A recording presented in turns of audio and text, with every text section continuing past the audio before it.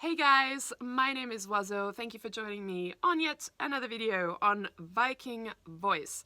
In this video, I want to talk about reparenting a memory. Oh my god, I just burped. I'm so sorry. Try again. In this video, I want to talk about reparenting memories or reparenting a memory. And because I use this channel predominantly to talk about performing anxiety, not only my journey, but like sharing my processes with you guys, you may wonder, what on earth does this title have to do with overcoming performance anxiety? Just a small warning, just for those who feel that they will not resonate with this title, you're probably right. I don't want you guys to waste your time, so probably best just to switch off the video now. For those who are interested, this is actually a really helpful technique for overcoming anxiety, and I'm going to explain how. So I had something happen to me yesterday where I had a very strong and profound memory come up. And it's one that's always like been in the back of my mind, and I try not to think about it because every time I think about it, it brings up these feelings of fear and dread and oh my god, and I feel horrible, and I would rather not think about it. But I actually stayed with the feeling of this memory and started to work through it, and I'm gonna share that process with you of how I did it, because now this memory, which has haunted me for years and years and years, and has affected so many different parts of my life, I'm actually feeling a huge sense of relief right now, to the point where I wake up this morning and I kind of feel like a new person. So if you're interested, stay on listening. So, it will link back to performance anxiety, I promise you. So I grew up in Australia, and it's warm, sunny, predominantly like 9 to 10 months of the year, and it was the summer holidays, and I was about 13 years old, and a friend and I went to the local swimming pool, which was about a 20-minute walk from my house, and everything was fine, yada yada. We were walking on our way home, and we decided to play this game, as 13-year-olds do. We decided to try and beat each other back to my place. And, you know, whoever got there first, I don't know, would win. Amazing. So we kind of split off, and at a certain point we were like, you know, racing each other, walking quickly down the road. And at a certain point she turned a corner and I didn't. I went a different way back to my place than she did. Long story short, I got back to my place. I was the first one there. And I was like, yeah, okay, cool, I won. Thing is, she didn't turn up. Like, I was waiting, I would say 20 minutes to half an hour. And for a 13-year-old, that is a long time already to wait for a friend who should, like, she's been to my place thousands of times. She should know how to get back. And I started to get really worried. So I rang my mum, and I was like, this is what's happened. I think it's fine, but she's not here, and I'm concerned. And my mum said, why don't you should call her mum and just tell her, if she doesn't turn up, if she hasn't turned up yet, you should call her mum. And I was like, do I really have to? I don't really want to do that, because how am I going to explain? Like, I don't know. She's like, you should just do it. So I was like, okay. So the thing was, like, her parents are Greek, love the Greeks, my stepmom is Greek, love everything about Greeks, but her English wasn't very good. So she was the one that picked up the phone when I called her home phone. And I kind of explained, like, oh yeah, so we've been at the swimming pool, and kind of now, like, we were playing this game, and we were on our way home, and I don't know where she is anymore. It's been about 20 minutes, and I don't know. The reaction of her mum, I'm pretty sure she thought I was telling her that her daughter had drowned or had died or had been run over. I don't know. Because her reaction was instantaneous. Crying, screaming, wailing, like, what have you done? Oh my God. I was in such a state of shock and terror. I did not know what to say or come back to that. I was just like feebly attempting to tell her, no, I'm sure everything's fine. Like, I'm sure my friend is fine. I'm sure she'll be here soon. But like, nothing I said will get through to her. She was just like, she went mental on me, guys. She like flipped a switch. And I don't know how that conversation ended, but like pretty much after hanging up the phone, I was like shaking. But then my friend turns up, like she rocks up like 5 minutes later and everything's fine. And I was like, where were you? Oh my God, are you okay? And she's like, yeah, fine. Like, I was just taking my time. And eventually, like, her dad came and picked her up, but like nothing was said. Like, her dad was kind of like, oh, so I guess that was a bit of a misunderstanding. Ha ha ha. I'm glad everything's fine. Okay, see you soon. And I was just like left with this horrible imprint in my like soul of this mother wailing at me because it was like she was accusing me of having like lost her daughter or been an irresponsible friend for having left her, or we were just playing a game and the thing is, I never properly processed that memory, and I didn't realize how bad that memory was until I started to think about, so here's the thing, guys. Apart from like performing anxiety and performing in front of public and things, I have a huge irrational fear, like nearly my entire life, of calling people on the telephone. And when I say calling people, I mean calling strangers. So it absolutely freaks me the hell out when I am confronted, let's say I was, because I'm much better now, but when I was confronted with having to call someone up, like my doctor, like calling the hairdresser for an appointment, calling anyone in any situation that I didn't know, I was absolutely terrified. I don't know if anyone can sympathize with this, but like I had to have a script written down of everything I needed to say beforehand, any possible questions that person might ask me, and any possible or all possible answers I could think of as a script to respond to them in the event that, I didn't know what to say, because the thought of calling someone and not knowing what to say made me absolutely terrified. And I really had to be confronted with this when I went to live in France, because it was so much worse because I didn't speak the language. But there were times I had to call people on the telephone. I would try to avoid it absolutely where necessary. I would rather go in person or just send an email. But there are times you have to call people on the phone. And to the point I would be paralyzed with fear. I would break down crying. I would procrastinate for days and days and days and weeks and weeks and weeks because I didn't want to make that phone call. And, needless to say, like, I would just come up with all the amazing excuses. Like, if I was interested in taking a language course before I left for France, I was interested in taking French lessons. And like the suggestion was made, why don't you ring up the school and see what their hours are and see what their courses are? And I was just like, oh, but, it'll probably be nighttime there now, and no one will pick up the phone, or they live in France and they speak French and I don't speak French, so what am I going to say? And if I can't speak English to them because I'll just look like a moron. And it was just terrifying. So the excuses were always present, anything to not have me confront that fear of making a phone call and looking like an absolute douchebag because I can't speak. And how did well, let's put it this way. There were times I had to get over it. So, often I would make my partner at the time make the call for me. If, I was just felt so pathetic about myself, there were times I would make him sit next to me and have the phone on speaker so that he could interject in case I couldn't communicate on the phone. That's how terrified I was. And it was only after some time I linked this back to this memory of me at 13. And but I never really spent proper time looking into it or really trying to uncover where the issue was and how that has carried over into my life and severely impacted my day-to-day life. I mean, people don't even think twice about calling people on the phone. I was fine with calling family and friends, no problem, but strangers, forget it.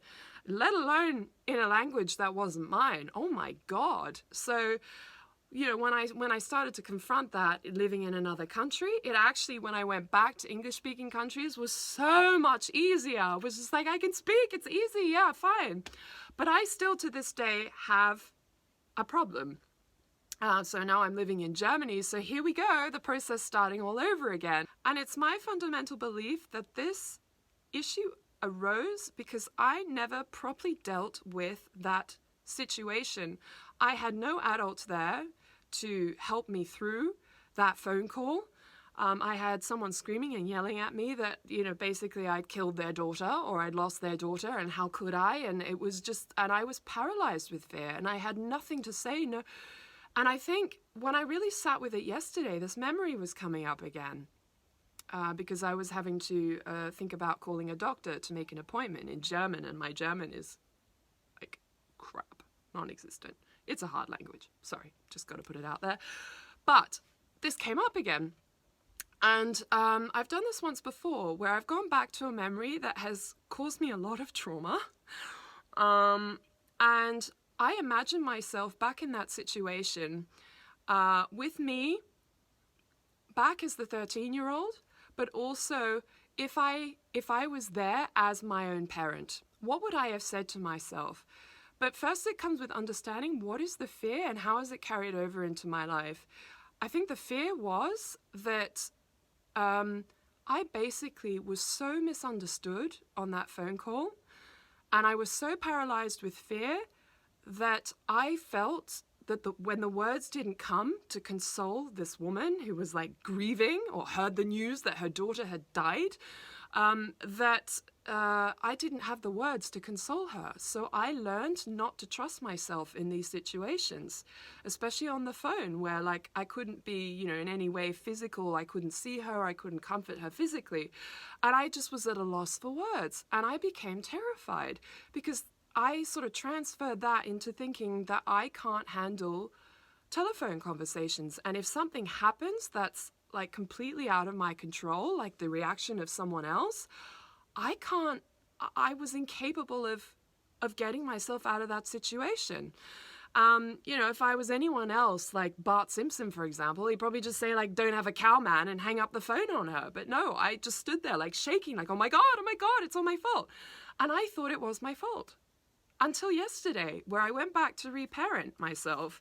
And this might sound like absolutely hippy-dippy ridiculous, but I went back. I can still remember that memory very, very clearly. That day, what time of day it was, where I was, standing in my kitchen at the phone.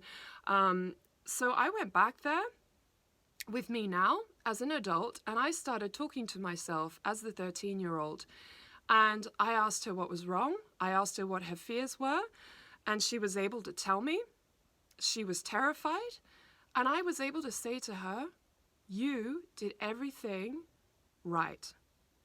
You actually called your mum when you got home. You were worried about your friends, so you called your mum. As a 13-year-old, that's what you do. You call your parents or someone that you trust. She told you the next best step for you to take is to call her mum and let her mum know. And so I did it.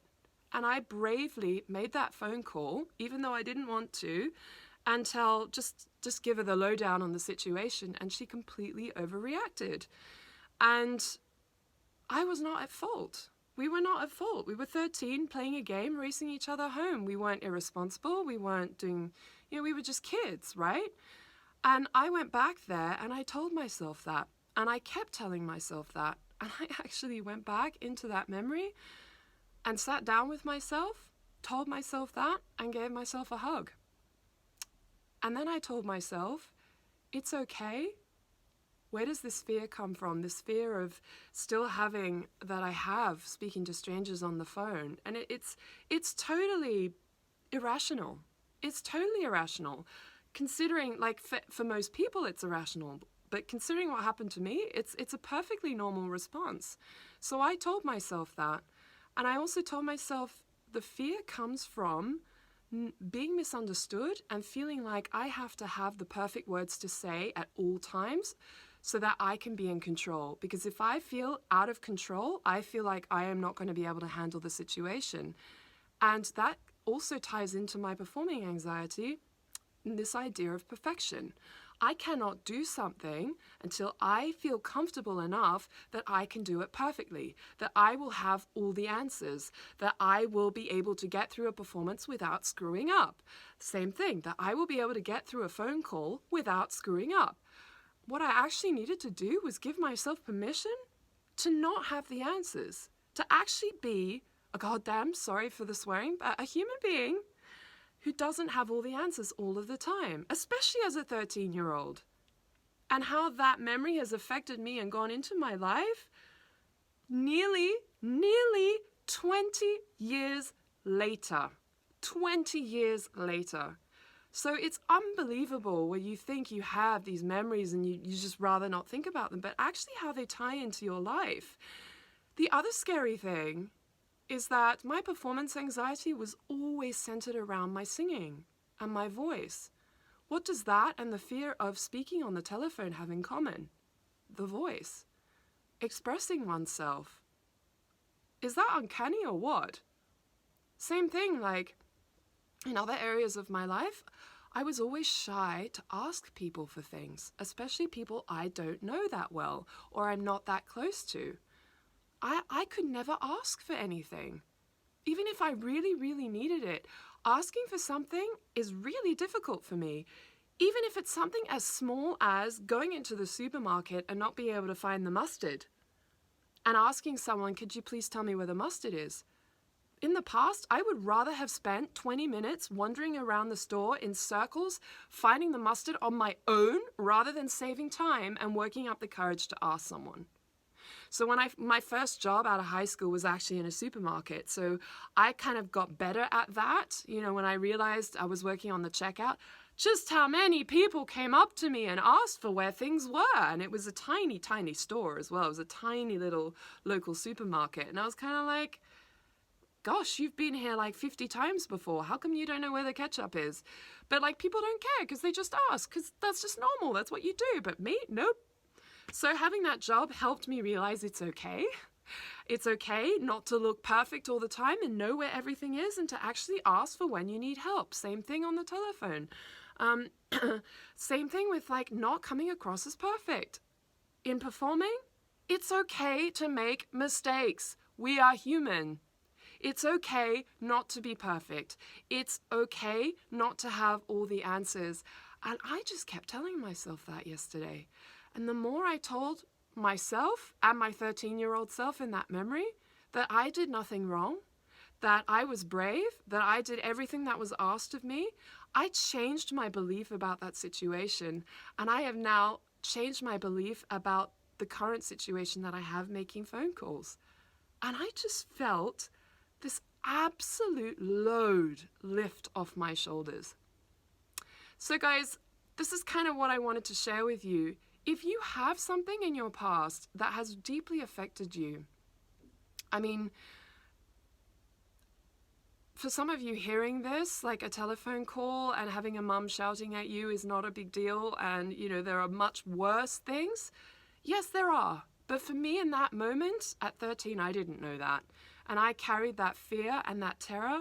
Imagine having someone blame you for the death of their daughter at 13. That is pretty traumatic, and that is what that woman did over the phone when I was just calling up to say, hey, we were playing a game, you know? And that was so totally unexpected that it terrified me. So if you can think, yeah, actually that is pretty traumatic. And I would say a lot of us, if not all of us, have memories or experiences like this that perhaps happened like me long ago, that you still carry with you and you prefer not to think about because the thought of it, literally, it brings back all those old emotions and those feelings and those memories, and you don't want to think about it. But think about how that memory is possibly affecting you in your life today. How is it stopping you? And just go back, allow yourself to sit with whatever comes. If you're ready for this, don't do it if you're not ready. And if you have some quiet time to yourself, and if you are on this stage in your journey, not everybody wants to do this. That's totally cool. Like, whatever. I'm just saying this is what helped me. Go and sit with a memory, and one that was particularly, you know, makes you not feel so good or crash hot when you think about it. Go back and be the pet, especially if you were a kid, go back and be the parent to yourself. And tell yourself what a responsible parent would have told you, a loving, responsible parent would have told you in that moment. And really, if you can picture it, do it. And allow yourself to heal yourself that way. Because in that moment, no one was there to help me. I never talked about that memory properly with anyone. so I carried the trauma of that emotion with me for years. So this is kind of like being your own parent or being your own therapist. If something happened to you much more recently as an adult or teenager or whatever, go back and be your best friend. What would your best friend or someone you really trust, a grandparent maybe, what would they have said to you in that moment to make you feel better? Even if you think it was your fault, try looking at it in a different way, as in not the perspective that you have, but the perspective that someone who loves you would have. And what would be the kind things that they say to you? Same thing with any traumatic memory. I have plenty of traumatic memories of just like feeling like crap when I came out of a performing situation. What would I have told myself then? Well, I would have told myself, you had the guts to get up there and do it. Doesn't matter what the result was, but you actually did it. You're actually really brave. And you're courageous because you stand up there and you confront your fears.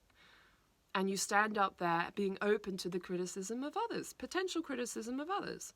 That is a really brave thing to do. And I think when you find that you start to do this for yourself, it's really therapeutic. It's really healing because you start to feel relief. You can actually feel relief. And I feel relief when I have now given myself permission that it is okay not to be perfect. It's okay to make mistakes. It's okay to not speak a language perfectly and to be human and to say, I'm sorry, I don't speak the language. I can't communicate with you. Do you speak English? That is okay. It's okay to ask for help when you need it. It's okay to get up in front of a crowded room and do a performance and be absolutely terrified. It is okay. So don't hold yourself accountable or responsible for things that just aren't. They aren't. It's okay to be a human being. I guess that's what I wanted to say. So I hope it helps you. If you've had any experiences with this, perhaps you've done this already and you found it has helped you, please share it or write me an email. I'd love to hear your experiences, guys. If you have anything to share with anybody, please put it in the comments below. That would be amazing. Also, just let me know what has helped you. What has helped you overcome troubling memories? Things that have really stuck in your mind, but that you've never actually properly processed or dealt with. Yeah, please feel free to share as long as you are comfortable. Anyway, that is my story. That is my experience and the video for today. So with that in mind, I guess I'll see you in the next one. Have a good one, guys. Love you. Bye.